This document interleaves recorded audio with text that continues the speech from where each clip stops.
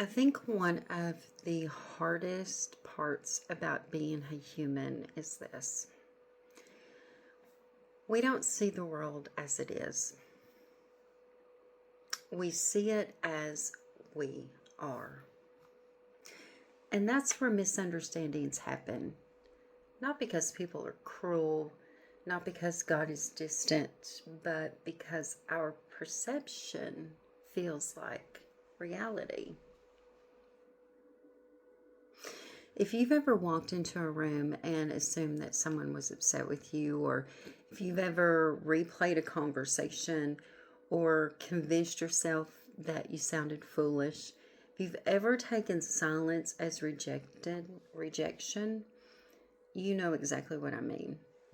Our minds fills the gaps with fear, insecurity, old wounds, and suddenly a misunderstanding becomes a whole story that we tell ourselves. But here's the truth. Your perception is powerful, but it isn't always accurate.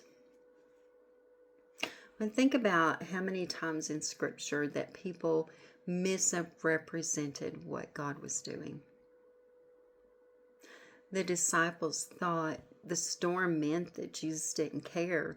Mary and Martha thought that the delay meant that Jesus was too late. Joseph's brothers thought that their betrayal would ruin him. Israel thought the wilderness meant abandonment.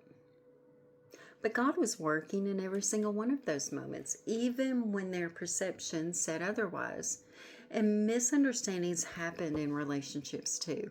Someone doesn't text back, someone sounds short, someone withdraws, and suddenly your heart is spiraling into assumptions. But most of the time it isn't even rejection, it's not anger, it's not betrayal, it's simply a misunderstanding, a gap between what you felt and what's actually true. This is why the scripture tells us to be slow to speak and slow to anger and quick to seek understanding. I added the last part. Because clarity heals what assumptions destroy. So if you're carrying a misunderstanding right now with God, with someone you love, or even with yourself, take a second. Ask for truth, not just interpretation. Invite God into the places where your perception has been shaped by fear. Ask Him to show you what's real, not just feels real. Because feelings are valid, they're not always accurate.